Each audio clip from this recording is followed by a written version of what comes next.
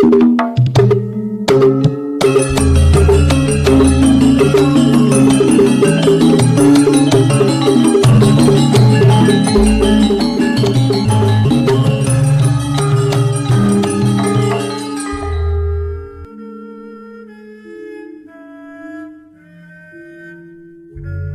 Ibu, para kadang kinasih, simbah-simbah lan adik-adik, para rama, suster, bruder, berkah dalam Gusti, sugeng rawuh wonten ing PDSK channel menika.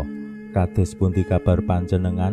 Mugi-mugi bagas kasarasan kesehatan kawilujengan tansah mengku kula panjenengan sami anggenipun kelampahi gesang ing dinten menika, lan mugi-mugi lumantar panglimbang basa Jawi waosan Injil kula panjenengan sansaya saged nggayuh iman kapitadosan ingkang leres lan mantep. Langkung-langkung anggenipun kula panjenengan sansaya saged bangun pasrawungan ingkang guyub rukun, ingkang estu saling mendukung, saling menguatkan, saling nyengkuyung, anggenipun nebaraken kasaenan-kasaenan dalem wonten ing gesang sesarengan. Kula yakin wonten ing brayat kemawon menawi kabeh warganing brayat menika anggenipun pangandikan sae, le tumindak ya sae, le komunikasi nggih sae, temtu langkung adamel rahayu, gesang, keraos, bejo lan bahagia. Ning wonten ing brayat umpamane anane mung emosi, yen omong kanthi kasar, migunakake tetembungan-tetembungan sing nyelekit, tentu anggenipun bangun gesang bebrayatan menika nggih boten nyaman, boten sekecoh. Menika nembe wonten ing komunitas sing alit. Wonten ing komunitas sing langkung luas, umpaminipun lingkungan utawi wilayah setasi paroki, yen anggenipun bangun pasrawungan menika malah nebarake isu-isu sing negatif, ngrasani siji lan sijine kanthi boten sae, tentu gesang sesarengan nggih boten sekecoh. Tiang lajeng wegah males anggenipun bangun pasrawungan. Padahal yen kula panjenengan raos-raosaken, jaman modern menika jaman sing egois. Kula panjenengan tinuntun dados pribadi-pribadi sing ngemungake kepentingan-kepentingan diri, kebutuhan-kebutuhan diri. Nembe nek kebutuhane awake dhewe wis dirasa cukup, gek wani bangun pasrawungan pangladosan marang sesami. Wonten ing saperangan papan kadang kala keraos banget anggenipun bangun paguyuban persekutuan umat menika sansaya dangu, sansaya sekedhik sing purun kumpul bareng. Padahal miterat Monsinyur Darmo Yuwono, yen wong ra gelem kumpul bakale ucul, ning yen gelem kumpul ya kudu wani cucul. Nah menika slogan utawi moto sing kadang kala nggih keraos awrat tumraping kula panjenengan jaman sakmenika. Lajeng nggih tiyang pesimis, tiyang nggih terus ya wis wong mikir uripe dhewe ya angel abot, apa meneh yen kumpul kudu cucul. Namung kantun sapirangan tiyang, segelintir tiyang sing tasih nggadahi semangat kumpul kaliyan sesami wonten ing paguyubaning umat.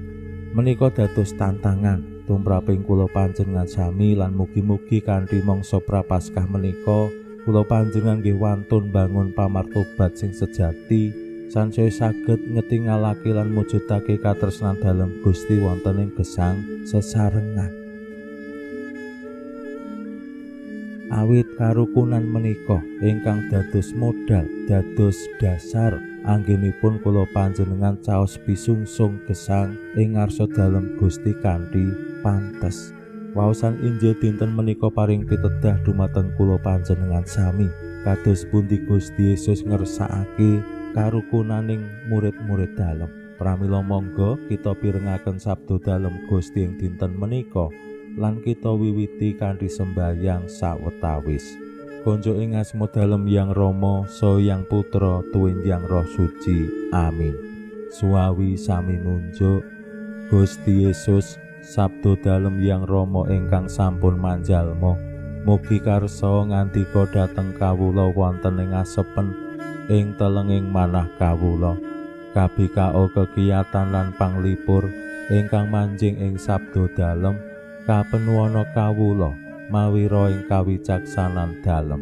Mugi-mugi srana anggen kawula maos lan mirengaken sabda dalem, kawula sansaya nunggil ing sampeyan dalem.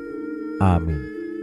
Waosan Injil kapethik saking Injil Matius bab gangsal ayat 2 ngantos dumugi 26. Nalika samono Gusti Yesus ngandika marang murid-murid dalem mangkene, yen kautamanmu ora ngungkuli kautamane para ahli kitab lan para Parisi, kowe ora bakal mlebu ing kratoning swarga.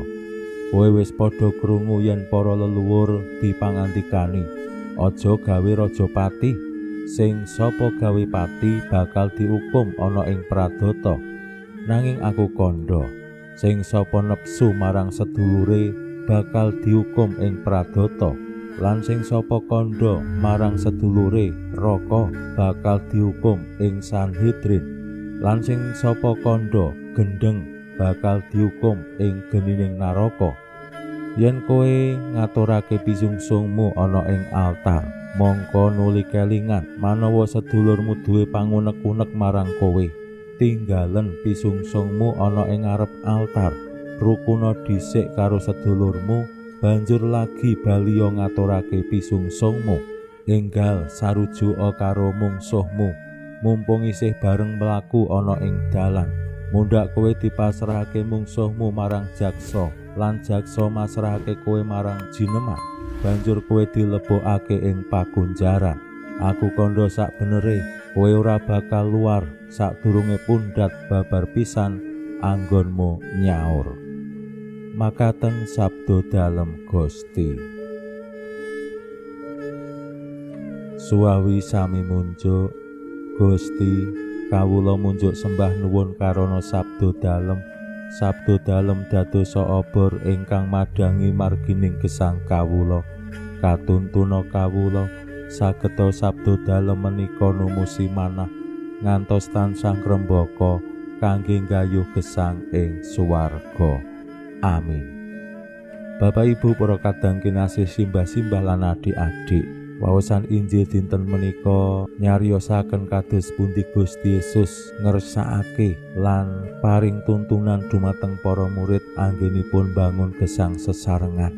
Ingkang sepisan para murid dalem dikersakake supados kautamanipun murid menika kedah ngungkuli kautamane para ahli kitab lan para Parisi, duwe kautaman sing linuwih. Oh, iki to murid dalem Gusti, luwih unggul tinimbang wong-wong liyane. Temtu ing babagan kautaman, babagan katresnan, babagan kasaenan. Ingkang kaping kalih anggenipun bangun gesang pasrawungan, gesang sesarengan. Para murid dikersakake ampun ngrasani, biasane yen awake dhewe ngrasani menika mesti sing elek tumraping liyan. Jarang banget utawi nggih mbok menawi mboten wonten wong ngrasani kuwi sing apik. Padahal nek awake dhewe ngrasakake panganan, menika lak pingine ngrasakake panganan sing enak, sing nikmat, kecenderungane kan mekaten. Ning nek ngrasakake wong liya, ateges ngrasani, kok kecenderungane malah sing elek-elek, sing ora nikmat, sing ora enak, sing ora penak bab wong liya. Lah aneh banget.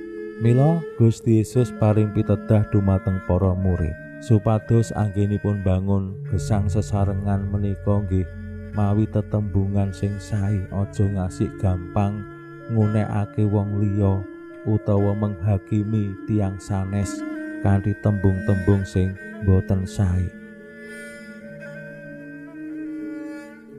Gusti paring pitedah, sing sapa kandha marang sedulure raka bakal dihukum ing Sanhedrin, lan sing sapa kandha gendeng bakal dihukum ing genining naraka. Menika sabda dalem sing paring pemut supados para murid estu ngatos-atos migunakake tetembungan marang tiyang sanes, apa maneh ngunekake wong liya. Lan Gusti ugi ngersakake anggenipun bangun pasrawungan menika sing guyub rukun. Kula pribadi sok-sok nggadahi target sing penting guyub. Amargi menapa bangun karukunan menika boten gampil. Karukunan wonten ing brayat wisok-sok ya ora gampang, apa meneh rukun siji lan sijine ing tengahing umat lan ing tengahing masyarakat. Kadangkala anggenipun kula panjenengan bangun pasrawungan tasih adhedhasar seneng ora seneng, cocok ora cocok, sepemikiran apa beda pemikiran. Saengga yen mekaten menika nggih ateges tasih gumantung kanepson rasa pangrasa. Dampake yen kula panjenengan rumaos boten cocok kalian tiyang sanes, umat sanesipun ya ora iso mbangun relasi sing rukun. Guyub kuwi mbok menawa ya angel, mung kepeksa guyub. Mila mangsa prapaskah menika monggo bangun semangat pamartobat anggenipun estu mujudake lan ngayati katresnan dalem Gusti ingkang wantun, ingkang asung karukunan dumateng donya, dumateng umat manungsa lumantar panebusan dalem. Pinuji Allah sakmenika sarta ing salami-laminipun. Salam sehat, salam bahagia, salam katentreman. Lan mugi-mugi lumantar panglimbang dinten menika kula panjenengan tansah jinangkung ing berkah dalem Gusti ingkang Maha Kuwasa, Hyang Rama saha Hyang Putra tuwin Hyang Roh Suci. Amin.